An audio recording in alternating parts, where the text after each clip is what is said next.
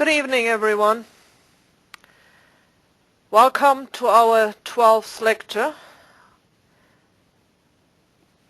Tonight we're going to talk about body posture, boarding considerations, and quality of life, which is an article by Dr. Hiltrud Strasser, which I would like to read to you because I think it's very thought-provoking and actually very good.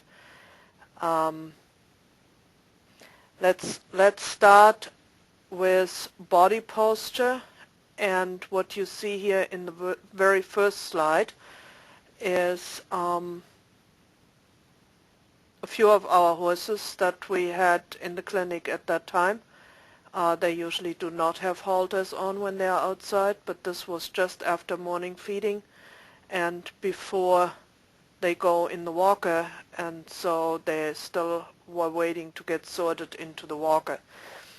The other little thing you see here on the left side, I just had to put this in. I saw the best animated movie last week, Despicable Me. If you have a chance to go to the movies and you really like to laugh, this is a beautiful children's movie that really made me laugh hard. So I thought I'd share this with you.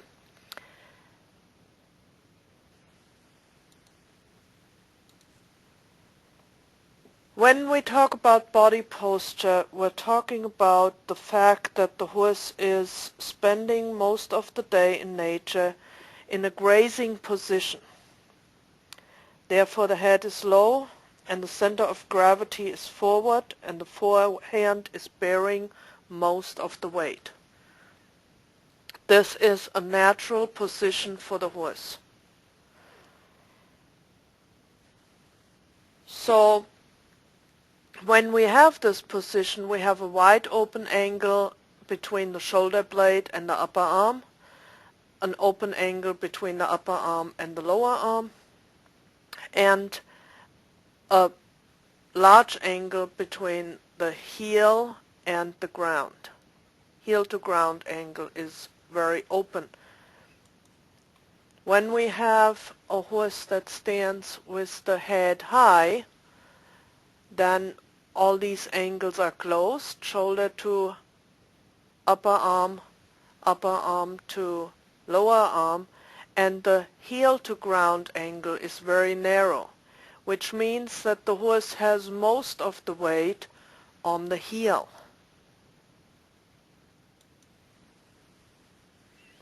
When the horse is standing with the head down, this is how the forces are coming on from the top onto the hoof capsule. When the horse is standing with the head up, the forces are coming onto the back of the hoof capsule like this, and what that triggers is an underslung heel. Not overnight. You don't have to be afraid if your horse stands one day with the head up that this will happen, but over time it will happen, especially where in connection with stabling, and this is where this all ties in later on. So that's what we want to look at today a little bit, at optimal boarding and at conventional boarding practices and what to do about it. So we're going to come back to this after we talk about boarding practices.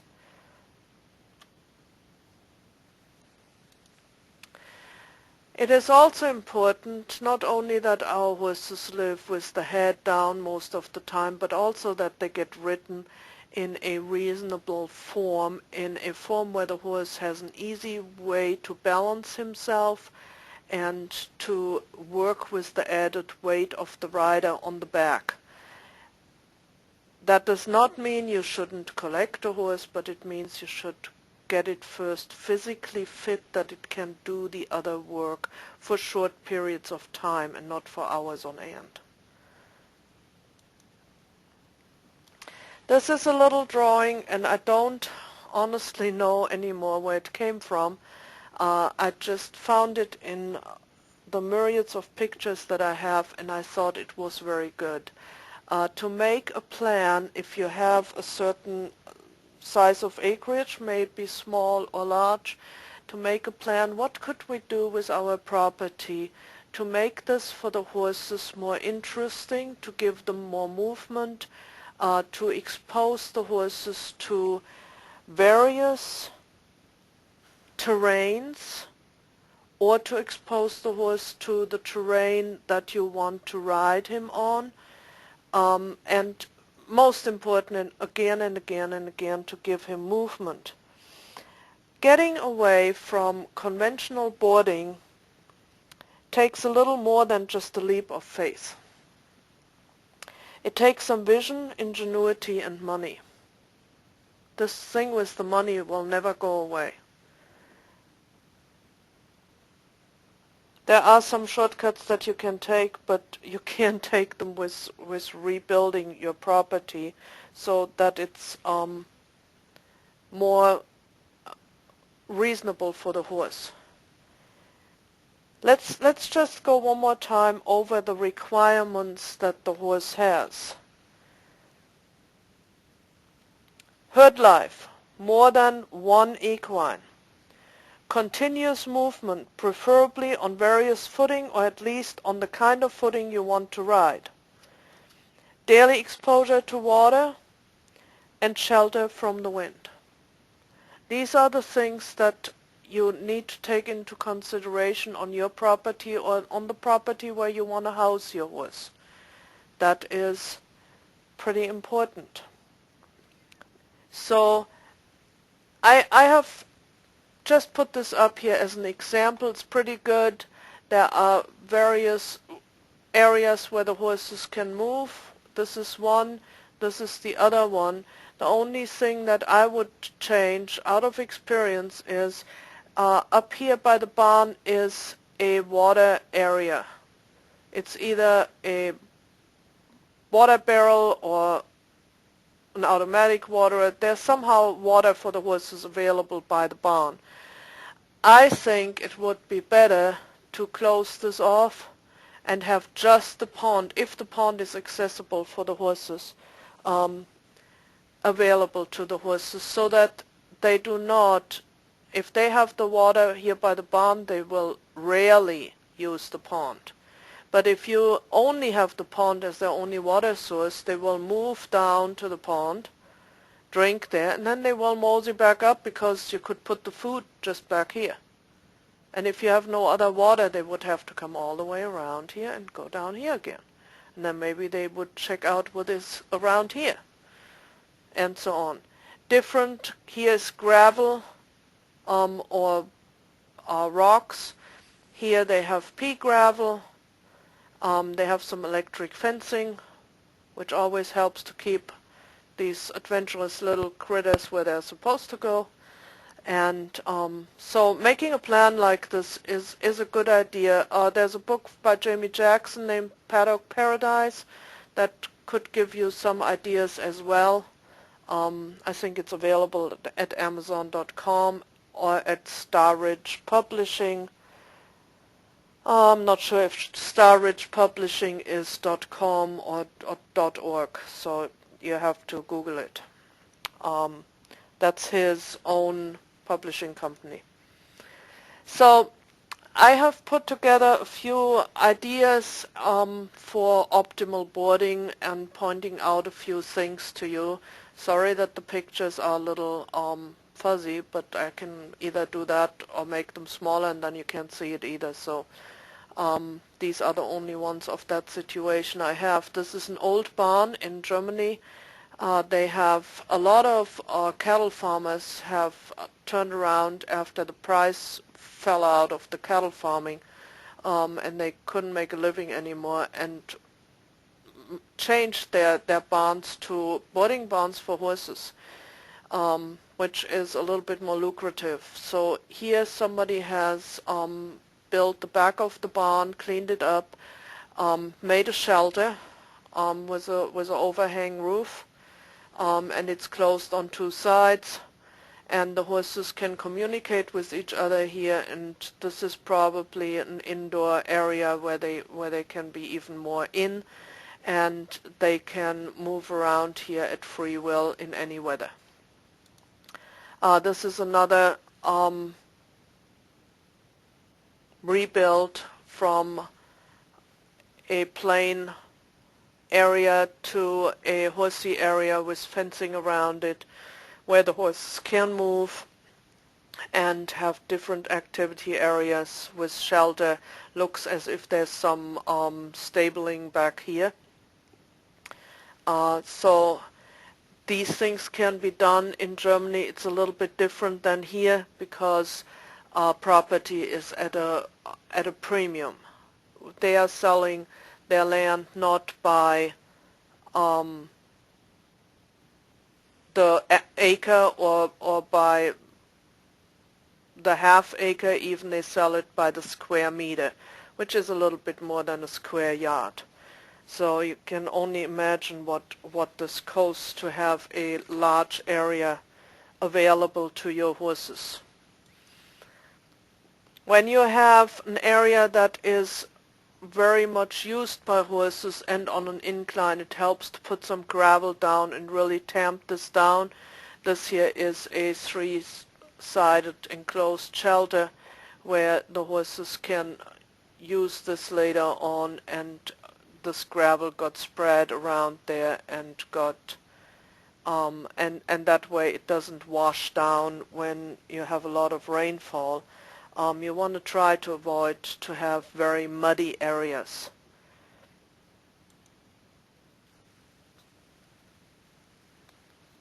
This is another barn in Germany with a resting area, shelter, hay feeder, and various terrains. Here's some sand, and this here is tamped harder. It's maybe even concrete. Just to give you some different ideas. This is definitely concrete, and the horses have here a large hay feeder that is kind of on the roof and can be loaded from the back, and it has minimum waste for hay.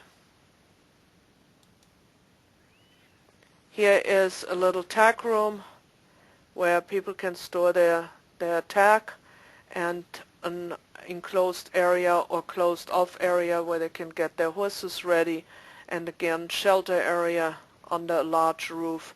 It really depends how much money you have, how big you can build all this. Round bale feeder. You see still a lot of waste of hay, but it's a pretty large shed which gives the horses a excellent shelter from the elements if it has to be. You have to have, the more horses you have, the more shelter you have to have. It doesn't work if Mr. Herd Leader stands here in the opening with the ears back. Nobody will go in there if there's not enough room to sneak in here from behind. So you have to have a lot of room if you have a lot of shelter, if you have a lot of horses. This is a very nice open light barn modified to accommodate optimal boarding. Lots of light. Here also again a hay feeder, another hay feeder over there, so horses have different options to feed. This is a previously conventional barn where they left the door open or maybe took it out, I don't know that. And there are various hay piles put out for the horses so that several horses can eat. If you have 10 horses, you have to have 11 hay piles, so every horse can be at a pile at any given time. This is very important. Here I put all the pictures in one slide. This is excellent shelter with pea gravel. the manure is easy to clean out of the pea gravel because pea gravel is very, very small, very round rocks. And the horses really like pea gravel because it is good for the circulation in the feet and they feel good on it.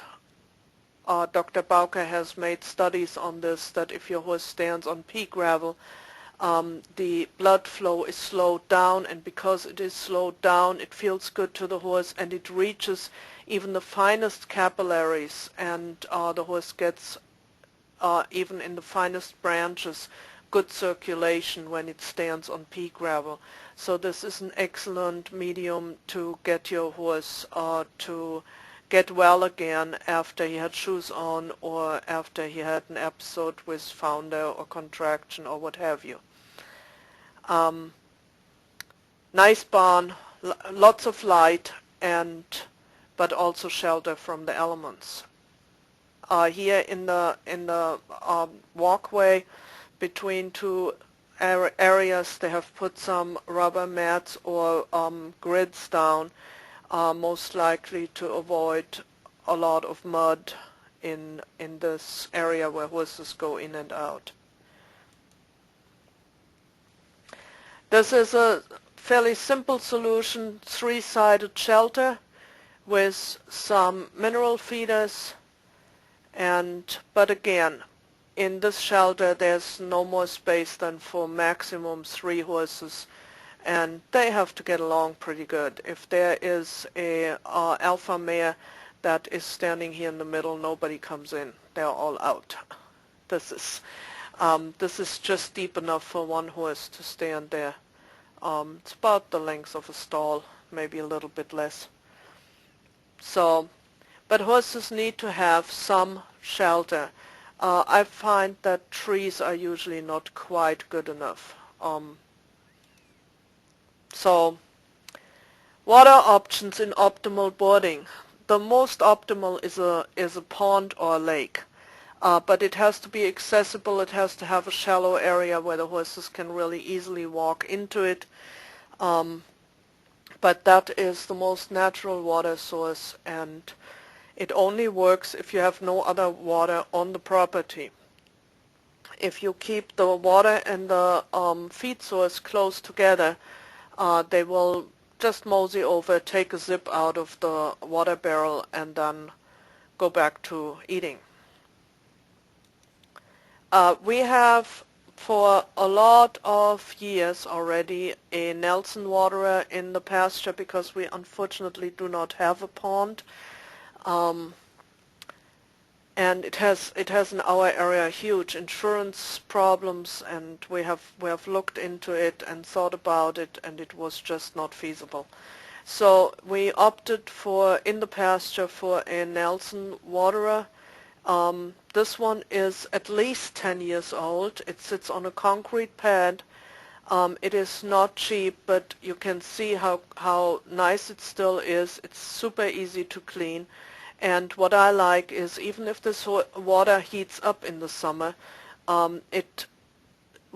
horses know how to slosh it out, and the cold water runs right away after it. Very nice watering source. Now we also have some plastic automatic waterers. I prefer automatic waterers over water tubs because the horses just have cleaner, fresher water. And a waterer like this is really easy to clean out. You just take a sponge and wipe it out every day if you want to. I wipe ours out maybe once a week, and they are clean.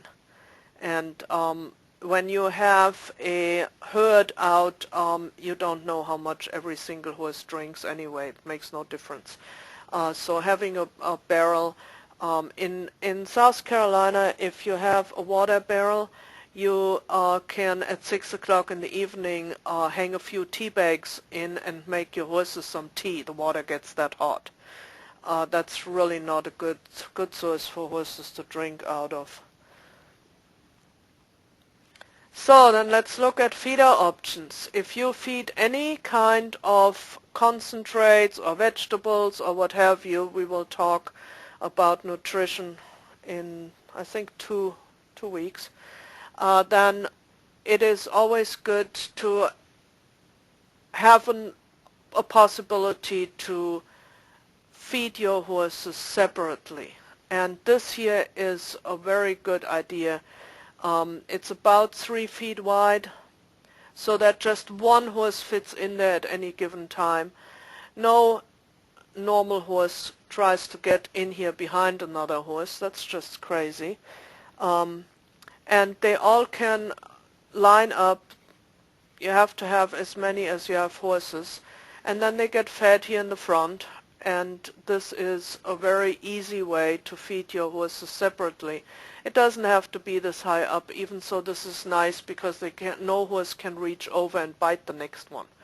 So we have opted for a little bit of different setup. We put some water in the bottom at the same time they're eating, but the idea is the same. And they have to learn to walk in here, which takes a little bit training. We usually do a dry run first, and then we put water in little by little, and within a week they have no problem with that anymore.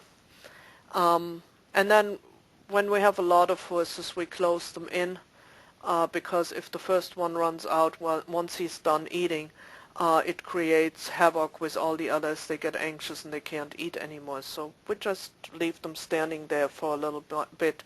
That way, when we have all our feeders full, it takes about half an hour for them to eat till the last one is done. And there's always one that enjoys his food and eats slow. And that way, they all stand for half an hour in the water, and the whole watering option is done with.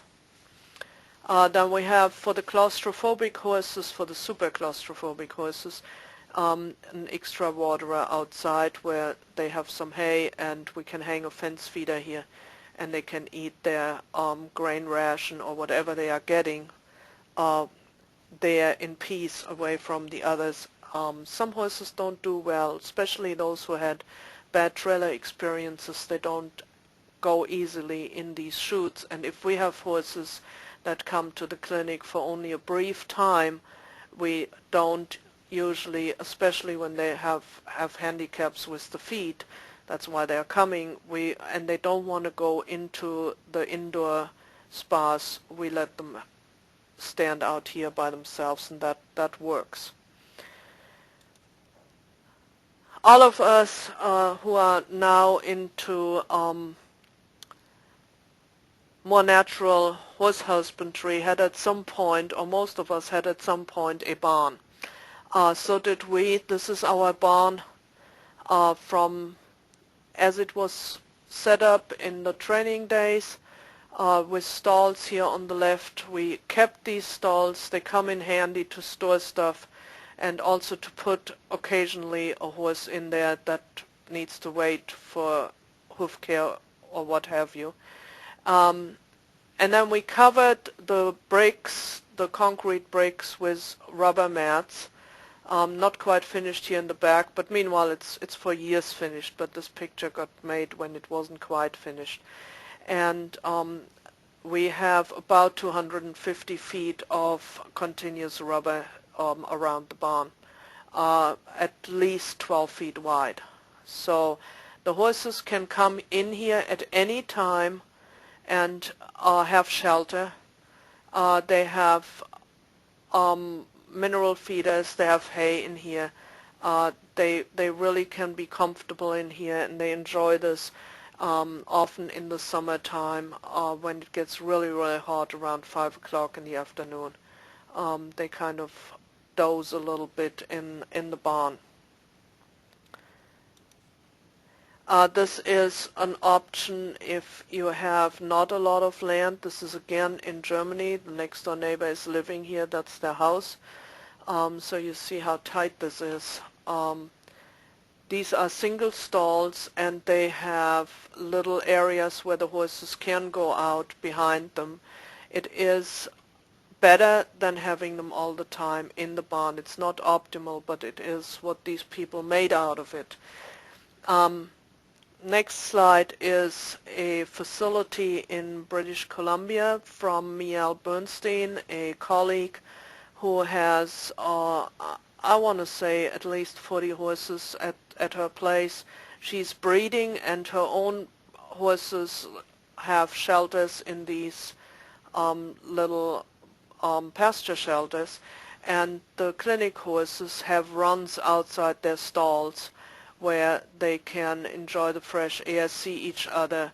But again, the horses are not for a long time there in general, so it is easier to keep them separated because integrating a sick horse into a herd isn't always easy. But I like the fencing here better. I'm not a big fan of pipe corrals. So and she has electric wire everywhere on top. Otherwise, they just eat those board fences down in no time. This is Cheryl Fisher's place in Minnesota, another hoof clinic. That was how she started out, with laying rubber everywhere outside the barn and inside the barn. You see here also that the doors were taken out from conventional barn keeping, and there's hay everywhere, so the horses have free choice hay and can eat all day long if they so choose. But Minnesota has a very harsh climate, so they have access to the barn and can come in the weather. And this is her trimming room, also on rubber, where she has lots of good lighting and can trim in peace. We have one area where we have put pea gravel down now. What you see here, this is not a big area. The gate that you see in the back here is 12 feet wide, so you have a pretty good idea how little this is. That's $1,200 worth of pea gravel here just in that area. That's not a cheap undertaking, and I would need another load to fill this all in. It will be coming, just not right now. Different hay feeding solutions. And this is really something where you have to think about. If you have one or two horses and you live there, it's okay. But if you have a lot more horses, or you're boarding other people's horses in a natural, optimal boarding situation, you have to think about how to feed these horses so that it is as little work as possible, because boarding is usually not paid well.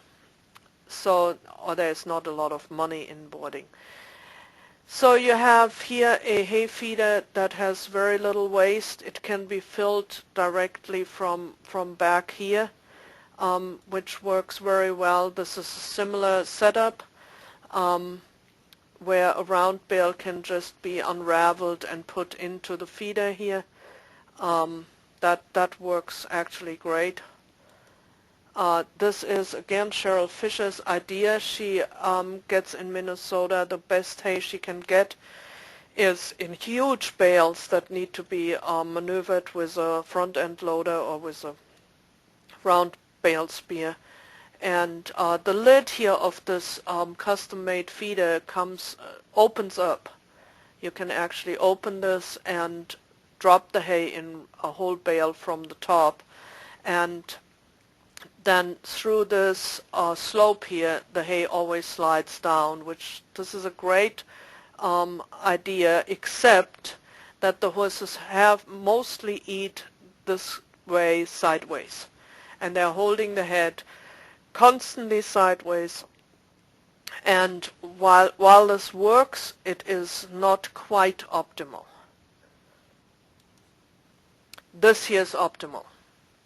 This is a system where the horses eat from the ground. They cannot get into the hay with the feet, so they don't paw it around. They don't waste it, and they have continuous access in this very big light area where they obviously can come in from outside to enjoy some hay. This is a hay feeding program that we have done for many years before we got a better idea.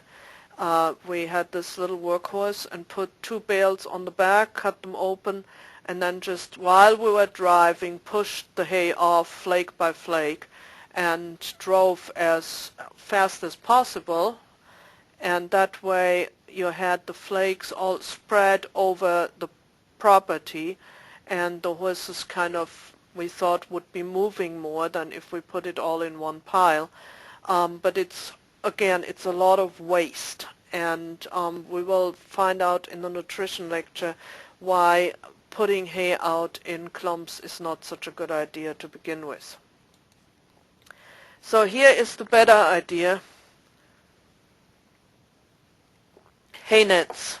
And I have put in the Yahoo group 2 new files, and one is a resource file where you can find hay nets, and the other file is the article I want to read to you tonight and talk to you about from Dr. Strasser. These hay nets force the horses to graze out of them. The openings here are about 1 inch and 7/8, less than 2 inches, so they cannot pull huge amounts out of there. The hay nets from the Swedish Hoof School and from Cynthia Cooper have even smaller openings, which is a little bit better even. And you put a whole bale into the net, cut the strings off, close the net, and throw it out. And then they eat like this. Again, if you have 5 horses, you should have 6 hay bales available, so that there is no, there can be a lot of movement, but there is not a horse standing in the far back that doesn't get to eat. And then we have taken this one step further just recently and built these boxes in which the hay nets can be put, and that way the horses really only eat from the top and don't hold the head sideways, and the waste is minimal.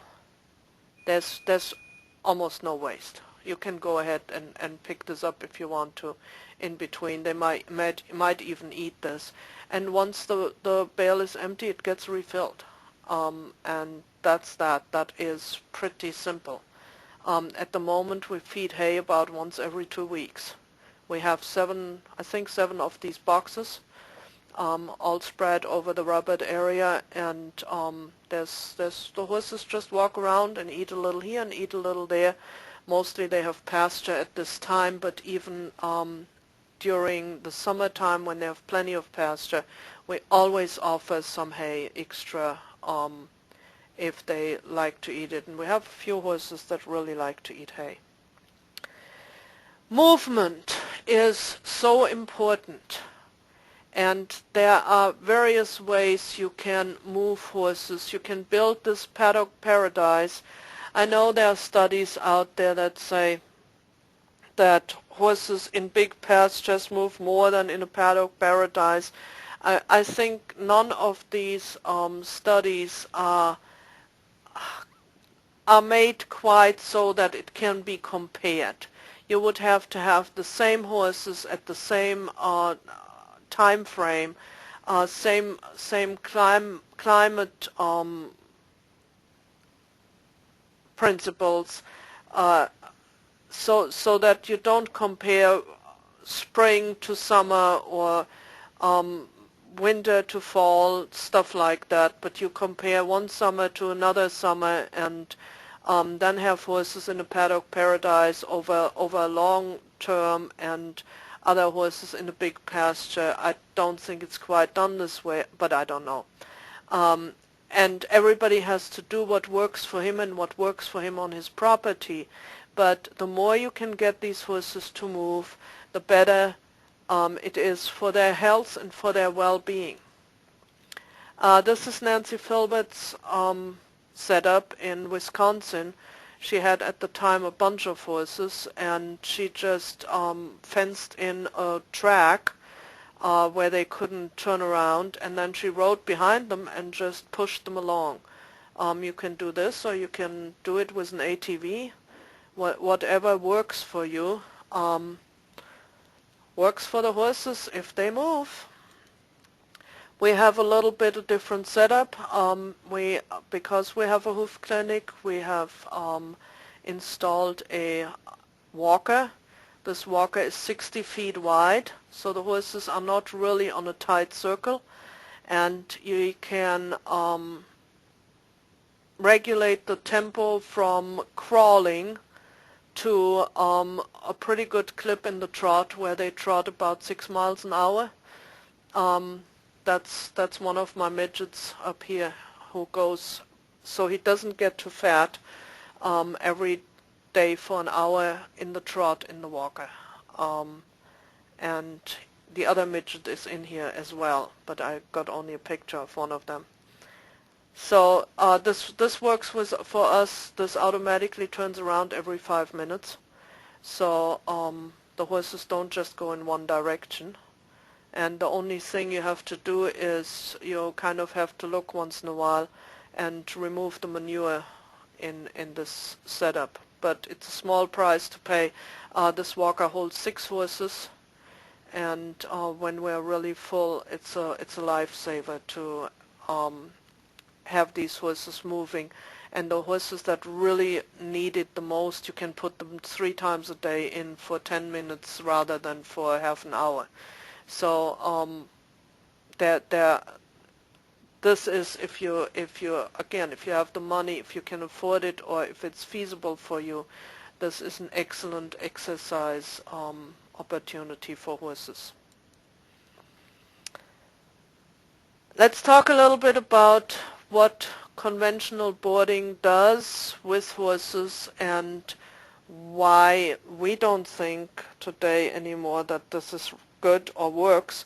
Even so, I must say it has worked for me for the better part of my life. I started turning my horses out in 2001. Till then they were in stalls, even so they were in stalls like this. The problem with these stalls here is, one of the many problems, is that they have solid walls between the horses and they can't talk to each other. And that puts an enormous psychological stress on the horses, that they cannot talk to each other. They can maybe see each other across the aisle, and what horses like this do, they become depressed over time. Also in this barn the ceiling is very low, there is not a lot of air supply when the doors are closed, and horses that live in such tight quarters have really over time breathing problems, develop ulcers, develop all kind of undesirable traits, and then people want to know what to do about cribbing and weaving and climbing into the feeder and stuff like this. Well, the easiest thing is open the door and let them out. And all these dumb habits go away. This here looks like a stall with lots of air supply in the front. It is not a stall, it is a prison cell in the high security prison Alcatraz in the United States. For the horses, stalls feel just like this. They have nothing to do, they cannot move much, and they are stuck there, all for the convenience of man and because of the misunderstanding of the horse's nature. And what that does is that horses in the stall, because they can't see each other, they have their head up a lot. And so they have a lot of weight on the heels. And in stalled horses we see a lot of underslung heels.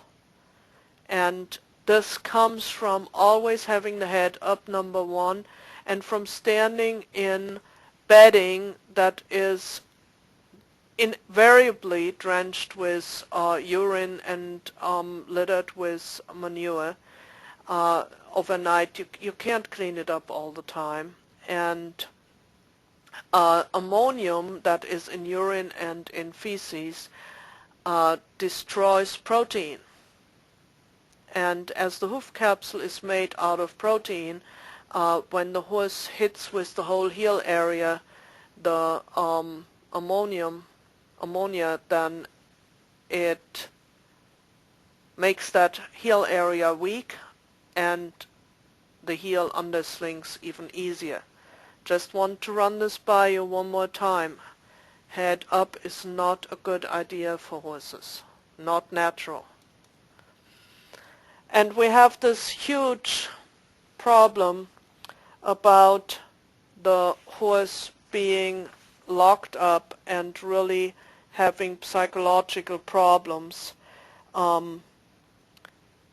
And these psychological problems do lead eventually to colics and to vices that are undesirable. And you have horses in situations like this and you wonder why they are so quiet, and anybody can ride them, and oh, they are so nice, and they stand for hours in the cross ties, and yeah, but when you start turning these horses out with a herd and leave them alone for a while and let them be a real horse, they all of a sudden change their personality. And your cute little children's horse is not so cute anymore and has much more energy, and his immune system is much better, and he has other ideas what could be done, and he doesn't take it so easily anymore because he's not depressed anymore. So all of a sudden you have an undesirable horse. I like horses that are alive, but a lot of people are then becoming afraid of them and don't like it anymore. But however, this is not a reason to keep horses in such a situation, in such a prison. Here we have two gentlemen in Germany who are presenting their new foal that they are very proud of, and everybody is proud of his foals. Don't want to take this away from them, but what they are so proud of is for us not an ideal situation that a horse is raised in a stall, and most likely for the better part is in that stall. But it's not just in Germany. I took this picture not too long ago in California when visiting there, and a gentleman invited us to his place, and it was pristine, very clean, very well kept.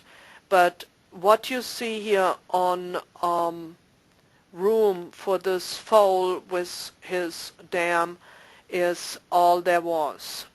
And this little guy has no other communication than with his mother, and is in this enclosure.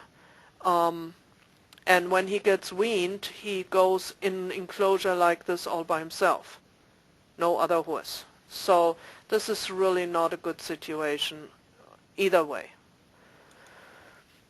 Till a few years ago, this was in many riding stalls in Germany the norm, and I know I have a colleague in Canada who's fighting this still. In Germany, meanwhile, it is against the law to put horses in tie stalls. In a tie stall, a horse is tied to the wall except when he gets taken out to be ridden. And we got taught that that was okay because these horses worked 4 or 5 hours a day, and therefore they were glad if they could rest afterwards, which is malarkey. Horses do not need to rest standing still. They are better off if they are outside and they can move around. That keeps their joints lubricated, that keeps their muscles moving, and that's the way they're supposed to be. They still can work 4 or 5 hours. That's not a problem. Atrocity tie stall, still sometimes around, and well, we can only change it for ourselves. Want to go over this chart real quick with you. The purple shows the feral horses, and that they feed for about a little bit less than 60% of their time. They stand for less than 20% of their time, and lying down and playing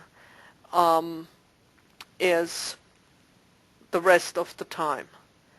The purple, the dark red, sorry, is horses in an optimal boarding situation, and you see that it is almost as good as the feral if you get it right. They feed a little bit less because they usually get more dense food, and they don't have to walk so much around to feed themselves. Therefore they stand a little more, but not a whole lot, and everything else is equal. But when we get to boarded horses, then it really starts to change. And we have two boarding situations, the one with hay fed free and body contact, which means they can see each other, or they can reach over the fence to play a little bit. That is the yellow, and they feed less amount of time, stand more, and the playing time is almost nothing, down to less than 5%. And then the worst part is where horses are in stalls, as we had the two pictures of, boarding without body contact, and they get 3 set meals, 3 times hay, 3 times grain, or maybe 3 times hay, 2 times grain, whatever, and their feeding time is immensely reduced. Their standing time is most of it. They lie down more than other horses, and they have virtually no playtime. No playtime, zero. So that just hopefully gives everybody who still has his horses in stalls or walks into situations like this an opportunity to talk to people about these situations, or think it through for yourself. When horses are fed at table height, this year, 9-10 years ago, I thought this was a great barn. I really liked the cleanliness, and it was easy to keep that way. Feeder at table height, and then worse even the hay all the way up here, which eliminates some waste, but it's definitely not good for the horse. Round bales have a similar problem, because horses like to eat from round bales from the top. They really do not like to eat so much from the side, and when the round bale is fresh, they eat it from the top, so they eat head high. When the jaw cannot slide forward during the chewing process because the head is held high and the jaw stays back, then you get in the back teeth hooks like this, and you get in the front teeth hooks like this. And then you need to have the dentist every half a year to kind of sort of fix this. And we'll talk a little bit about dentistry next time, but only a smidgen. And the horse cannot relax the head after a while anymore and keep the mouth shut and let the jaw slide forward, because with this hook it doesn't slide anymore. And then you really have problems. Our horses who are here in a natural grazing position all the time, get fed from the ground in any situation. After they have been set up by the dentist correctly, he comes once a year and looks at them and says, "Nice horsey," and charges just an exam fee but nothing else, because there's nothing to do anymore. Bedding has its own problems, and it sucks the moisture out of the feet, and it holds urine, and it holds manure, and it has no other purpose than to be convenient for people. And that brings us to blanketing, and blanketing is really, I am not totally against blanketing. I see instances where it gets really, really, really cold, minus 20, minus 30 degrees, and for just 2-3 nights, and there's nothing wrong with putting a blanket on the horse for these occasions. If a horse is sick, this is different. If a horse cannot move for some reason, this is different. But it is not for normal horses, for healthy horses. It has a lot of drawbacks and not a lot of positive sides. So when a horse has a blanket on like here, then most parts of the body are covered, and since most parts of the body are covered, we are just, the body just doesn't get the message to warm up, bring more blood to the areas that are not covered. It just won't do this because it says, I'm warm here, I'm good. So the legs, the underbelly, the head, the neck, they get cold. And regardless. So regardless of the blanket or just because of the blanket. The other thing is that under the blanket, the horse sweats easily. Horses don't do well in warm weather. They sweat easily, and they actually do much better in cold weather. So to put a blanket on them is not doing them a favor. There is no air circulation under the blanket, and all the little hairs that stand up because there is a little muscle attached to the hair, and when it gets cold, the muscle contracts, pulls the hair upright, and these hairs that stand side by side trap air between them, and that creates an air layer between the skin and the outside, and that in itself keeps the horses warm. But if you have always a blanket on, this little muscle becomes untrained, and when you take the blanket off, the horse can't raise that hair. The body cannot raise that hair anymore. It takes some time till this recovers and starts functioning again. And then the horse gets plain cold. And these slinkies have really nothing to do with the horses. They have something to do with the vanity of the owner.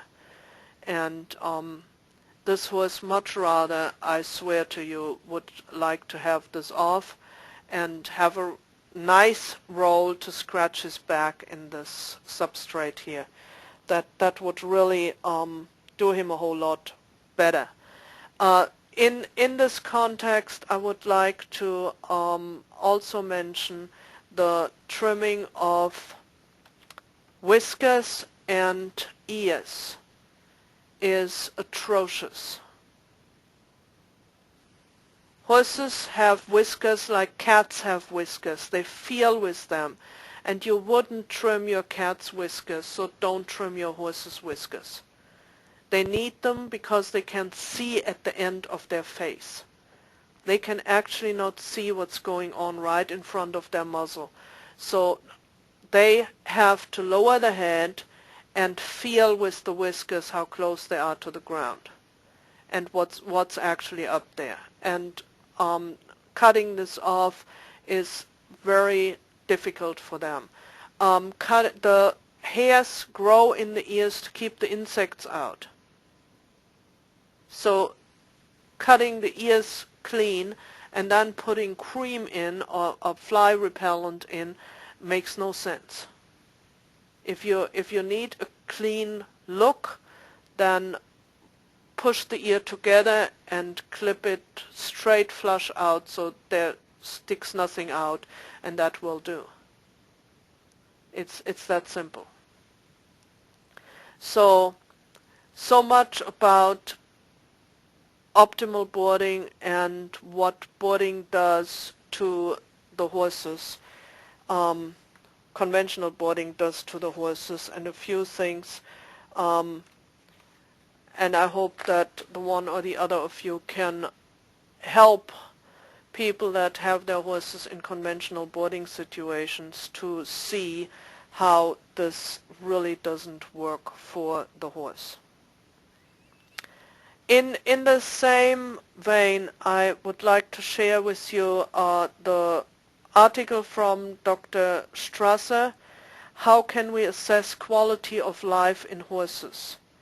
It was published in September 2006, coming from a conference for veterinarians on this topic, quality of life, the heart of the matter, which took place at the house of the Royal Society in London, Great Britain. And I just read this to you. As I said, I also have it posted on the Yahoo website. If you don't have access yet and you still want to have access to this, just send me an email and I send you an invitation. You will not find the Yahoo group in the public domain because it's a private group. It's just for the participants of this course. So, how can we assess quality of life in horses? This brought together scientists from nearly all European countries, the Commonwealth and the USA, and from various faculties, though most of the invited lecturers and attendees were veterinarians. The broad spectrum of the presentation topics gave an impression of the complexity of this problem, and this was confirmed by the contents of the presentations. Physiologists, philosophers, statisticians, behavioral scientists, practitioners, clinicians, psychologists, zoologists and lawyers were all in agreement that only in extreme cases can we make a statement about the quality of life of another individual, and even then it can only be a vague statement. This is because quality of life is a markedly individual matter, which can be assessed by another individual only with great difficulty, whether in human or, and to a much lesser degree, in veterinary medicine. All guest speakers explained that although our knowledge has grown vastly in the last few decades, it is not sufficient yet for judging the quality of life of another individual. A few of the speakers made suggestions for a point system for the objective assessment of the living conditions, and these were qualified through the examples of other lecturers. It was also pointed out that we humans should first clarify our relationship with life and death, nature and animals in general. For example, slaughter is good. Otherwise, death is not good. Killing humans is not acceptable. Except in war, on the battlefield, then it is acceptable. A rat hit by a car is good. A dog hit by a car is bad. Most people have a divided relationship with nature. They love nature, animals and plants, but not too much nature. They don't love rainstorms and hurricanes and snowstorms. And only nice animals, not spiders. And no weeds, please. Life is good, death is bad, but only for the organism which we like. For example, society looks askance at people who keep animals in a breed-appropriate manner on their own land, in order to slaughter a sheep or cow when needed to feed their own family. Yet people who buy meat at the grocery store, meat which comes from animals which did not live a single day of their lives as they were meant to, instead suffering from lack of movement and oxygen, bad smells, pain in joints and feet, stress due to separation from their mothers or others of their kind, and were confined in unendurable small spaces before they were finally trucked to a frightened slaughterhouse to be killed quickly or slowly. People who buy such meat are socially accepted.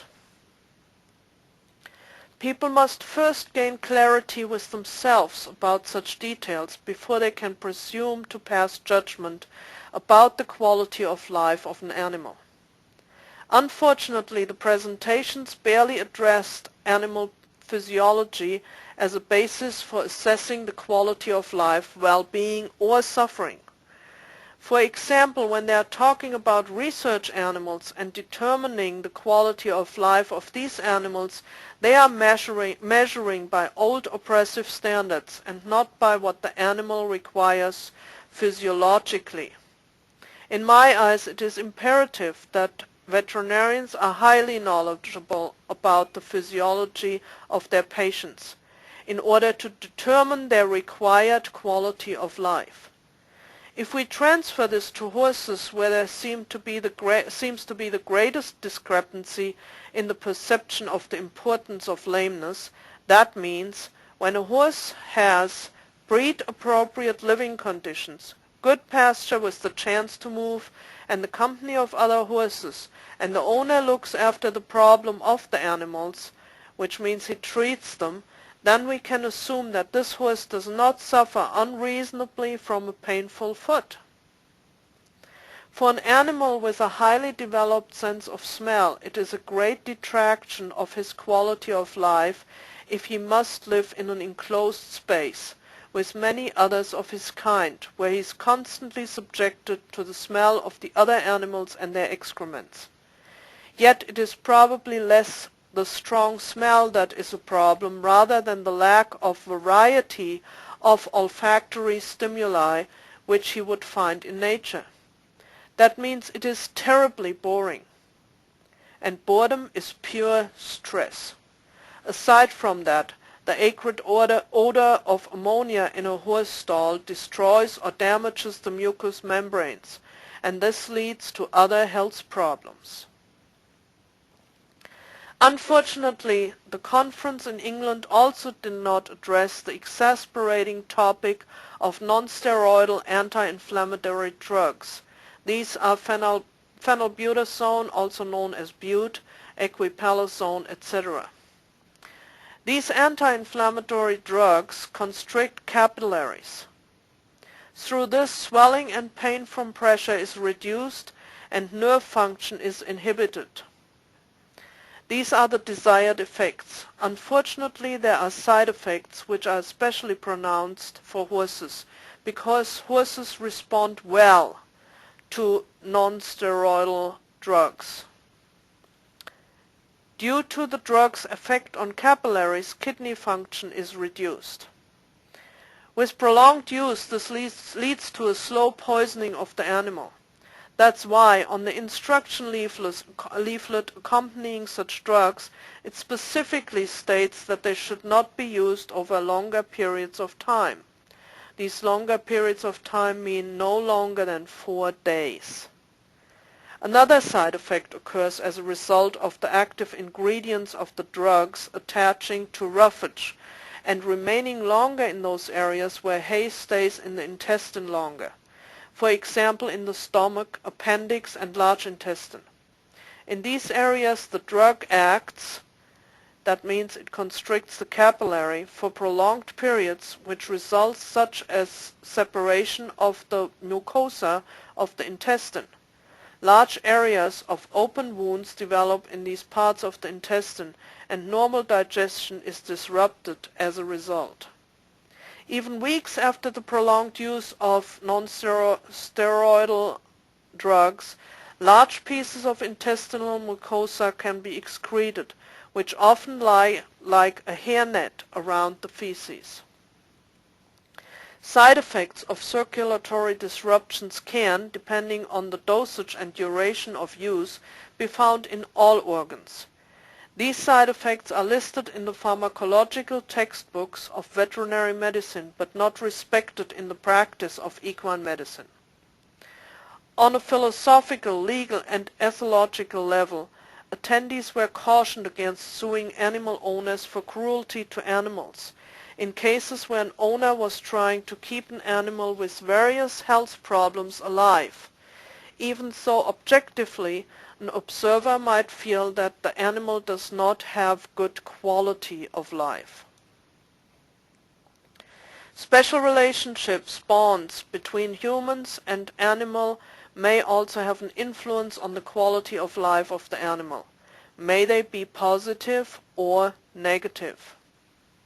Also pointed out were the usual differing and much more comprehensive than in humans senses of animals, with the possible results that the objective, obvious health problems are not necessarily felt in the same way or with the same intensity as in humans.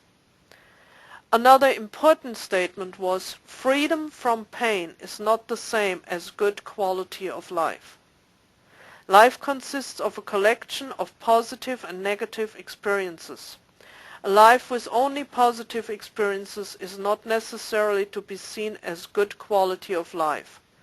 However, an individual will perish when he has exclusively negative experiences. Both positive and negative experiences are important.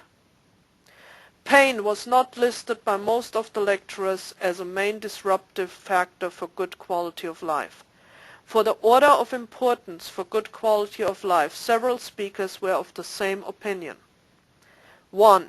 Physiological living conditions appear to be the most important. 2. Breed-appropriate nutrition. 3. Opportunity for normal behavior. 4. Company of equals as well as interaction with the owner. 5. Health problems are the least important. Examples were given of dogs which became blind compared to dogs of man-made breeds with physical deformities.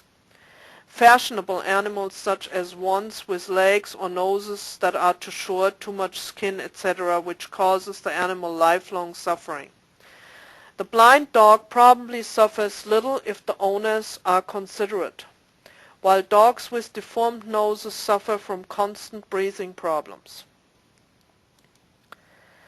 The bottom line of this highly interesting convention was, there is much to do, we know little, and we must undertake considerable research efforts in this area, for which everyone who has to do with animals is called to do their part. And this concludes the article from Dr. Strasser. As I said, it is posted on the Yahoo group already. You can reread it there. Feel free to circulate it. I think it gives all of us a lot to think about, even us who we are already keeping our horses to the best of our ability. We learn something about horse husbandry all the time. And those who are with me a little bit longer know that we have changed a lot and we are still always changing. I would now like to open the meeting for discussion. If you please would raise your hand. There are so many on the call that we probably don't get to everybody who's just here. So if you have any questions, want to make any comments. Yes, Capri. Hi, Claudia. Question about the boxes that you make for the hay nets. Do the horses, do you anchor the hay nets down at all, or are they able to like pull them out? If your horses are jokers and they pull them out, you can just put a screw eye in the bottom and put a double end snap in and snap the hay net in. Okay, thanks. Not a big deal. I know there are such horses. They are just permanently bored and they need to do something with their life. So, right.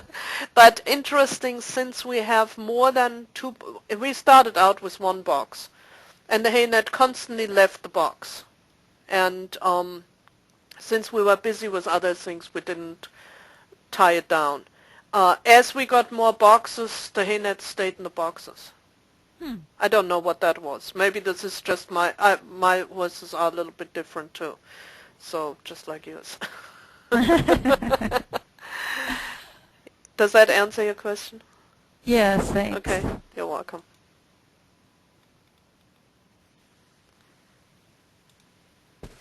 April. Yes, I got a question. What is your opinion on fly sheets? Are they any good? Do they help keep them any cooler or really help with the flies? No, I don't think so.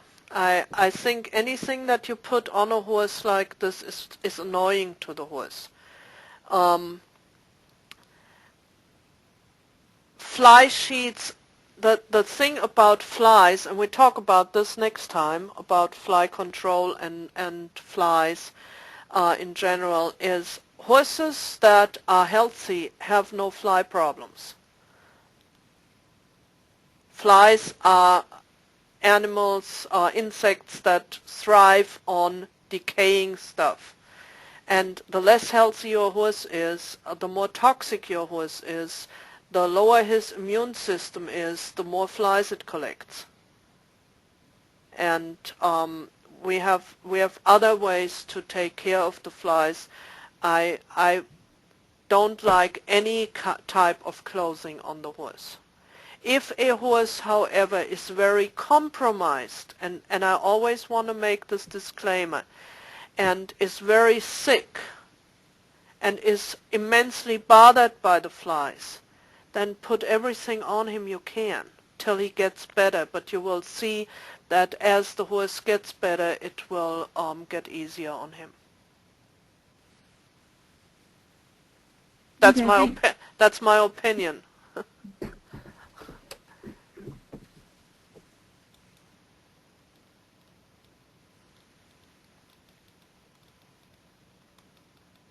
Nobody else?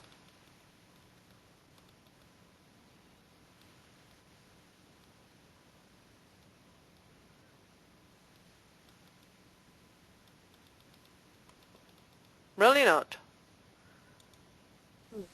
Wendy, what do you think? Wendy, are you there? No? Tracy? Tracy, you have any thoughts about tonight? Oh, hello. Yeah, I thought it was a really, really good webinar today. A lot of the stuff that you said, yeah, I've like seen and studied before and that, and yeah, agree with it all. It's fantastic. Those hay nets that Cynthia make. Well, actually, I actually make them, and she sells them through her website. So I've got heaps of them, and they work really well. So yeah, if anyone's into hay nets, see if you can get hold of some because they're really good. I actually, the ones that Cynthia, you talk about Cynthia Cooper, I take it. Yeah. I have her on that sheet that I made this afternoon, resources for hay nets, and I think if you order enough from her, it is actually cheaper to buy them from her than from anywhere else, even so they come from Australia. Oh, really? Oh, okay. Yeah. Yeah, I make the hay nets and sell them to her, and then she sells them through her shop. Yeah, I didn't realize they were like heaps cheaper than everywhere else. That's really good to know. I sold those same nets here for $55 US, and I made $10 on the net. So I gave that up. This didn't make sense to me. It was a whole lot of hassle, and Oh, okay. I couldn't get them any cheaper. By the time I had them made and I had a company make them, and you can call that company directly. For all of you who are here in the US, you can call them directly and see if they make you some, if that's what you want. But well, now that we have the manufacturer on the call, maybe the other you could offer this on the Yahoo group, and could, if somebody is interested, sell them directly to them. I don't know. It's just a thought. I don't know Yeah, I wouldn't mind. I don't know Pardon? what contract you have with Cynthia. Oh, I don't sort of really have one, but I wouldn't like to sort of just sell them to anybody and sort of bypass her because she sort of, I mean, well, when I was at TAFE last year, she sort of gave me the idea with this garden trellis, plastic garden trellis that she used to make them out of. And but I tried that, and it didn't really last very long. The horses would sort of destroy it pretty quickly, and then I had some old netting laying around, and I thought, well, hang on, I'll make it out of that. And then, yeah, it just sort of progressed from there. But, I mean, yeah, I'd be happy if anyone doing the course wanted to buy them from me direct. But other than that, yeah, I usually just get them to go through Cynthia. Yeah. Well, it would only be the people in the course, since they are. The other source of this is the Swedish Hoof School, who ships them worldwide free of postage, free shipping. So, and their nets are really good too. We have some of them as well. And if I need new ones, I probably order them from Cynthia or from you. So. Yeah. Very good. Thank you, Tracy. This is Tracy Dunn. If anybody wants to have her email address, just ask on the list.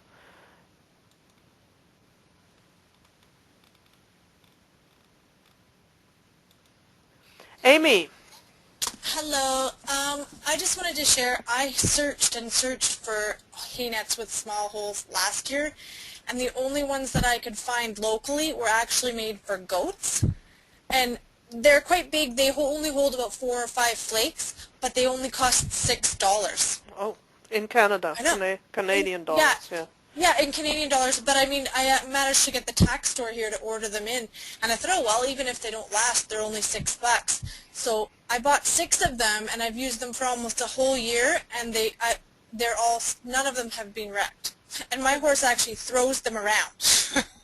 Yeah, when they have these little hay pillows, that a small hay net makes a pillow, and they actually play around with them, and if they are in a dirt paddock, it keeps them rather busy. Yes, it does. The only thing is over the winter, he was the only one who had them, and if he got too close to the fence, the other horses pulled them through. And I'd go up, and his neighbor had all of his hay nets trampled in the hoop. So. You have to tell him that he has to keep his toys in a different corner.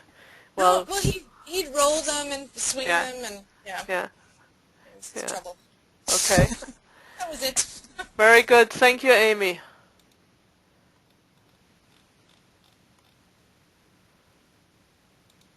Shira. Hi. Hi, how are you? Good, how are you? Thank you.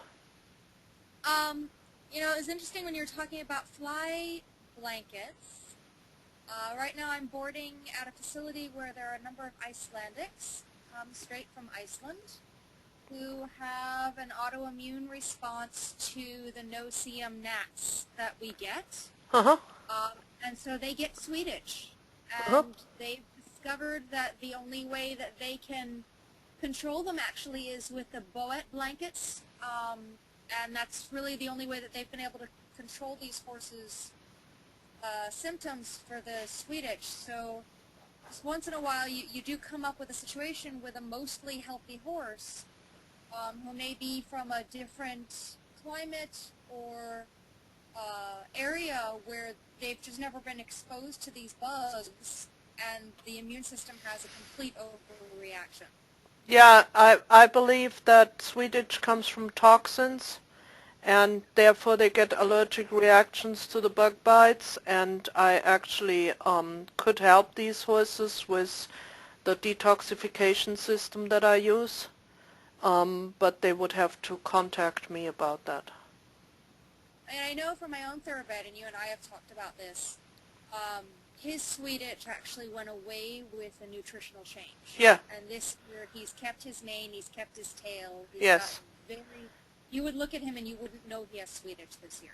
Yeah, and that is when horses are fed correctly, they detoxify very well when they're, as Dr. Strasser pointed out in her article, when their kidneys and livers are not backed up with toxins, and the capillaries are not totally destroyed, then these horses can handle this better, and they can detoxify right, and then they are good. This is the same with, yeah, it is. If you have a horse that is compromised in any way or form, and you show me one that is not compromised, it is a journey. You have to cover all the bases, and this is why we are going in such detail. I'm glad you brought this up. Why we are going in such detail through this here, because there is more to it than just how to trim. And I want to cover all these parts before we go into the trimming for pathologies. So that is what we're going to cover when we have all of this out of the way. But this is really, really important. It's important to cover all the bases. It's not just trimming. It is nutrition, it is movement, and then it's movement and nutrition, and in the very back comes the trimming. But it will come. Thank you, Shira. Rosemary, you have a question? Yeah, hi Claudia. How do you deal with the urine on these mats that you have? Like, how do you drain them or wash them or? I just throw shavings on them. Oh, okay, and soak it up, and then. I have a shovel. I have in one stall a pile of shavings, and in an empty stall, and I just put a shovel of shavings on top of the urine, and let it soak up while I clean up all the manure piles, and then the last thing that gets swept up is the shavings, and then I spray it with microorganisms for the odor, and then it's all gone. Okay, yes, that's what I've been doing, but I thought maybe you had a more sophisticated system. Oh no, it's still the elbow grease system. Okay, all right. Sorry not to have an easier answer for you. Thank Yeah. you, Rosemary.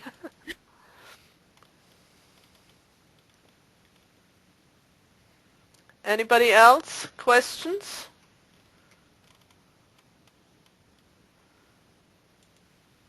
Denise, you have. Yes, hello. Hello. Okay, I've actually got a question that's not related to today's session at all, Okay. and I'm not even sure if I'm going to be able to explain this correctly because it's all still very new to me. I'm talking about my sister's horse, who has a history of really badly deformed feet, and this has been going on for about 8 years. So just to bring you up to date, the question that I have is in regards to a digital cushion, or the digital cushions in the front feet having been, my sister's been told that they have atrophied. I think that's the correct word. Now my sister's vet is telling her that he doesn't know if they will ever regain strength or regenerate. I guess there's just a big question. Apparently if you take your thumb and you press it into the back of the heel, your thumb just kind of goes in and it's all squishy and squashy.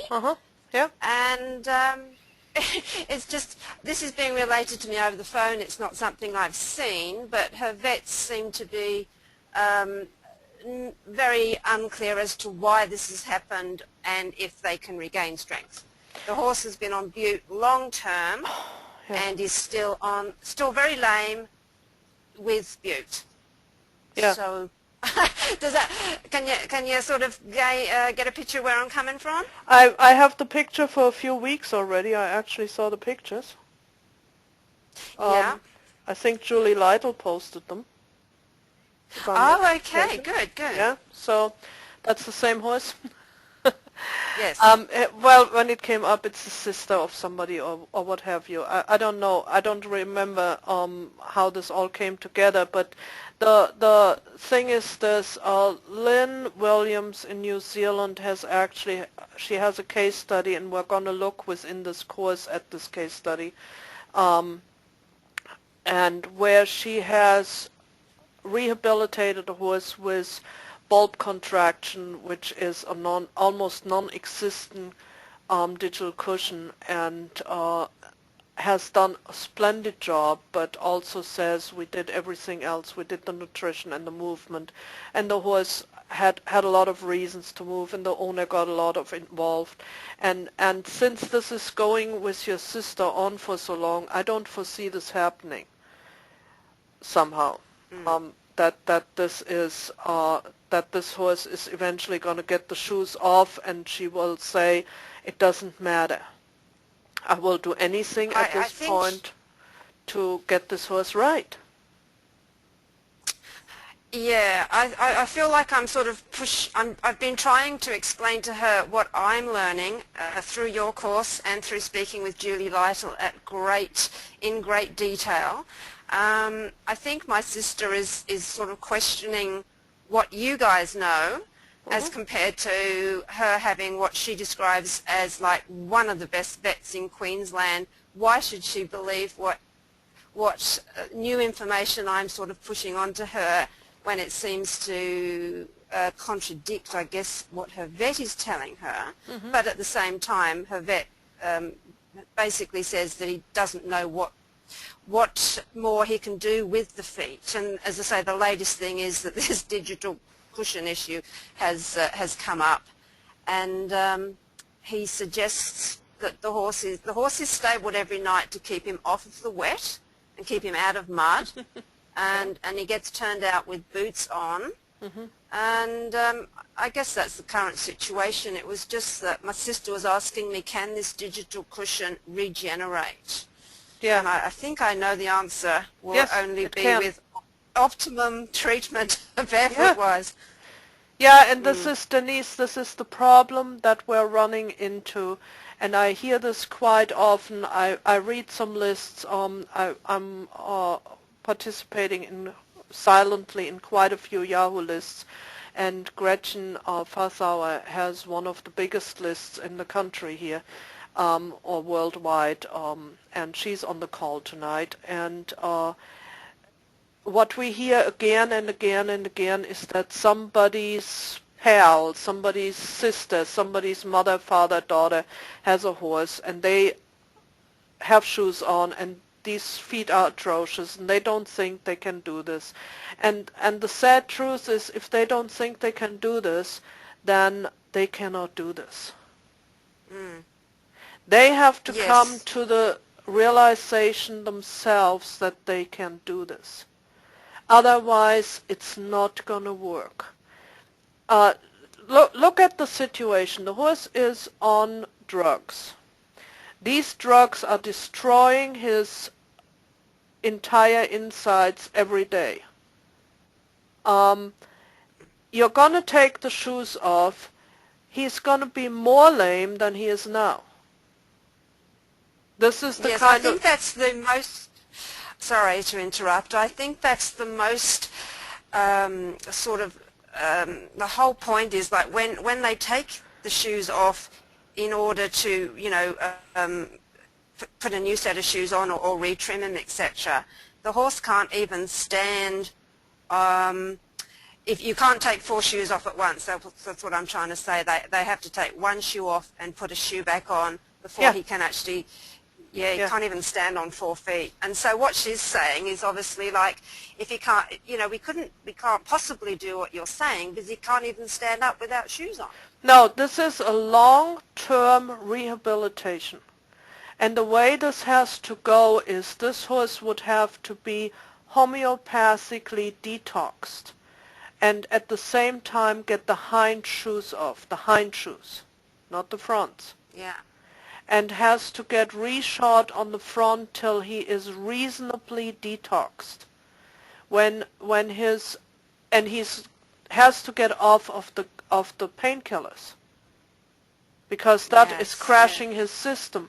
And when he finally, and then you have to change the nutrition and start to feed him high quality nutritional feedstuffs and not the crap he gets now. Sorry for the word. I can't think of any other word. It's 9:30 at night.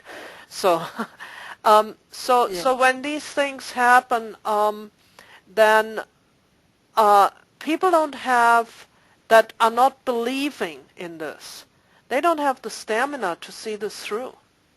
And this is why there are places like ours or Cheryl Fisher or Jerry Schmidt has a hoof clinic, Steve Skinner has a hoof clinic. We take horses like that on, send the owner away and say, just send a check on a regular basis. You know, and we take care of these very compromised horses. That is often the only way to go.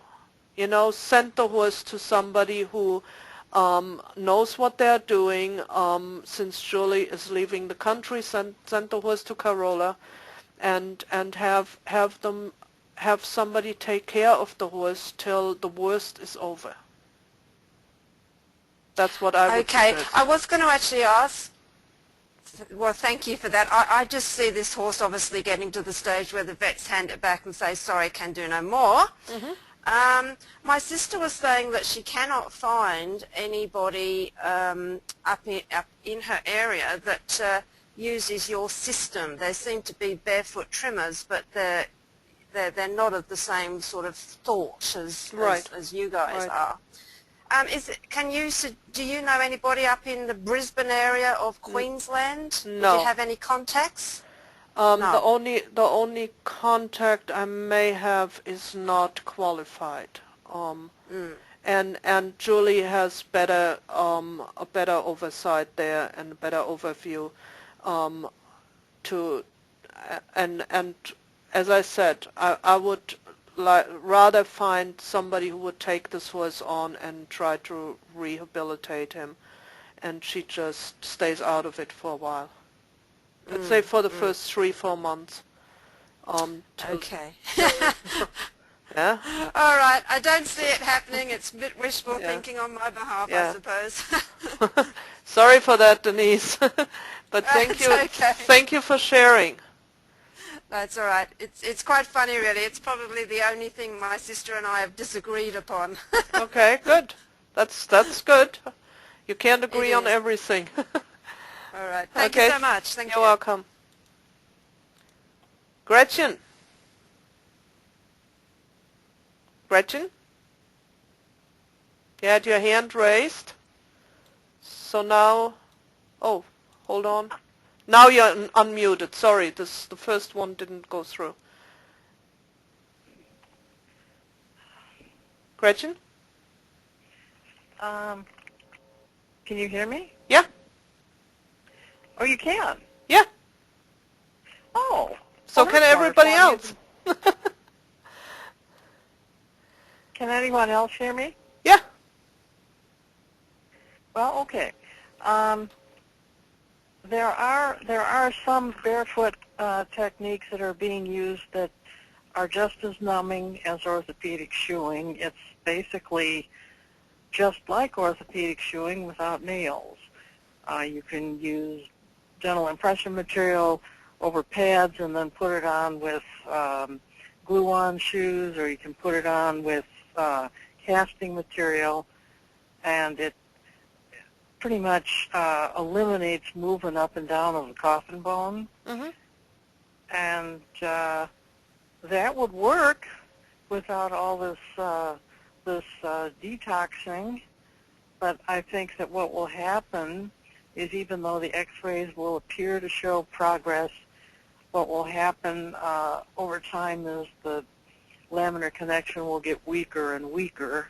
That's without the detox. I'm sorry, Gretchen, but without the detoxing, it does not work. You cannot have a toxic organism and try I think to this is a heal bad it. idea. I think this is a bad idea.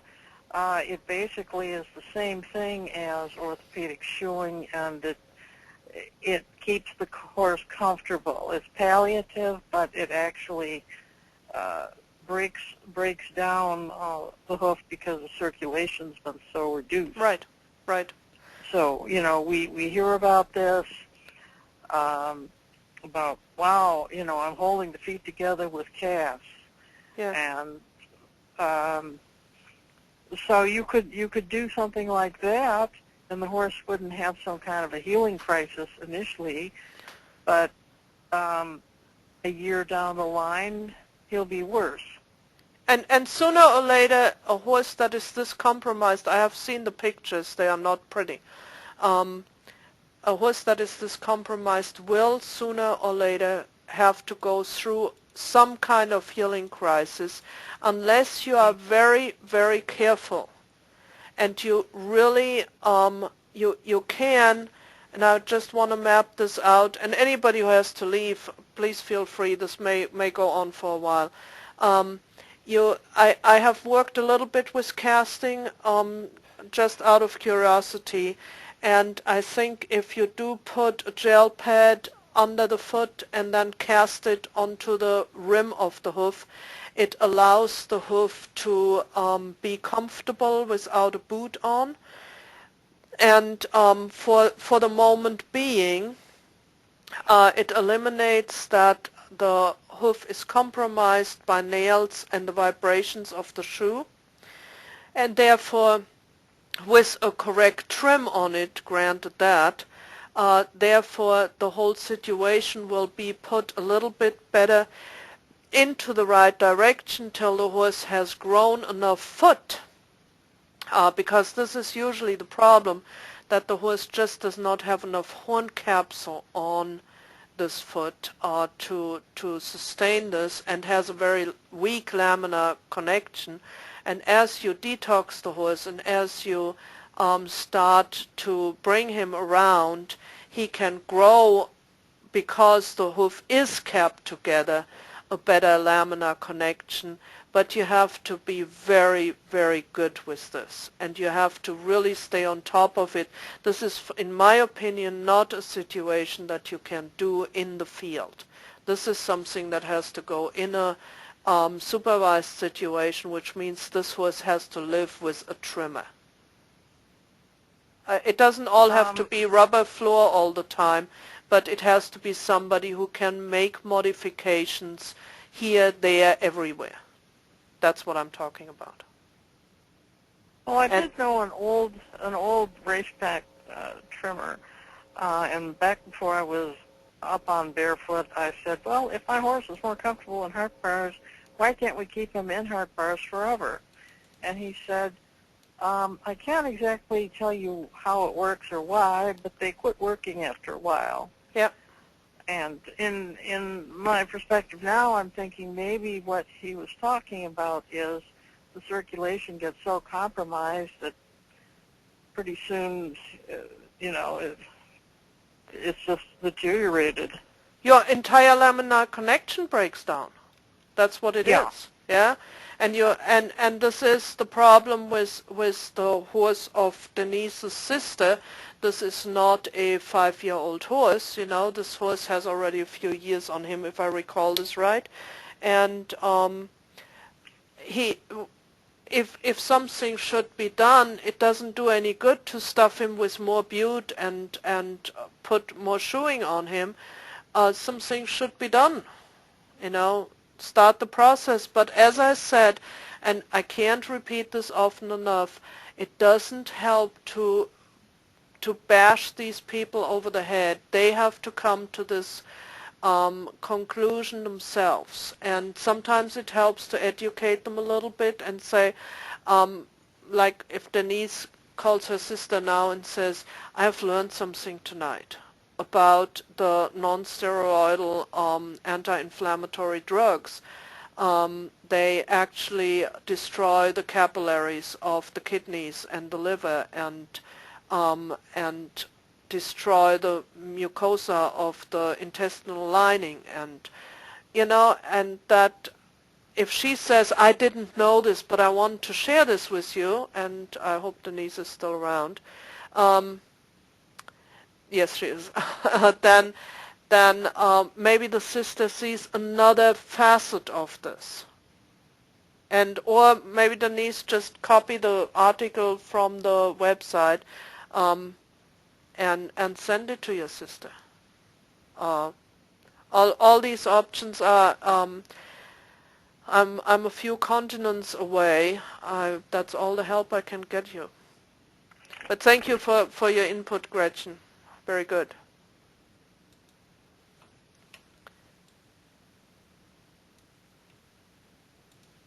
Tracy, did your question go away?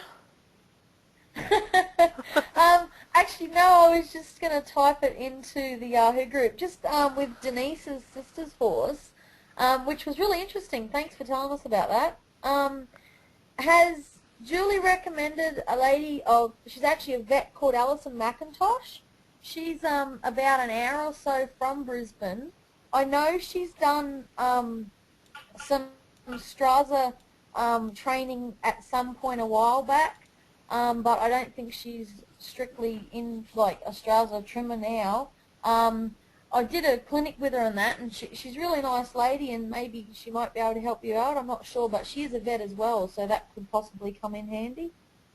Okay, I have unmuted yeah. you, Denise, so you two can talk to each other for a moment. Yes, hello there. Thank you. I've obviously jotted Alison McIntosh's name down, and I'm sure my sister can get hold of that quite easily. So that may be of great help, even if she just rings her up and has a chat with her. And I think we're sort of at the stage where any help, you know, is just going to be advantageous, because I just see this horse is just going to deteriorate, and my sister's going to get to the stage where she goes, it's, you know, it's going to just have to be put down. Mm-hmm. And it's a very, very healthy horse. If you just saw it from the knees upwards, you'd go, wow, he may be, I think he's about 19 or something like that, mm-hmm. But he is a good-looking horse health-wise, and I know that my sister would just love to be able to keep him going. I think it's just a matter of trying to get somebody good that she can speak to sort of bring her around. But Yeah, thank you so much, and I appreciate it. Yeah, that's no worries. Alison actually doesn't, well, from what I saw when I was down there and what she said and that, she doesn't work as a vet anymore as such. She mostly just does trimming and pathologies, and she doesn't like doing just maintenance trims. I don't think she really does them anymore. It's mostly, horses that have quite bad issues with their feet and There stuff, you go. so, yeah, Problem give her a solved. call and, yep. Yeah, this is one horse I think she'd like to see then. Denise, I would like to say one more thing about this, and then we're going to quit for today. It's getting rather late. When you say this is a rather healthy horse, I have to disagree. This horse is lame, and he is on painkillers. He is not healthy. And when you take the shoes off, you can't stand upright. So healthy does not compute here. I'm agreeing with you. I was actually, that's through my sister's eyes. Yeah, I know what you're trying to say, but healthy is the entire organism, not just from the knees up. Yes, thank you. Okay. Well, very good. Yep. Thank you everyone tonight for coming again, and was a rather large group. A lot of you have left, which I understand when it gets this late. I will see you next week, and we will talk more about veterinary matters, vaccinations, fly sprays, and stuff like that. And you have a good week, and I see you next week. Thank you. Thank you. Bye-bye.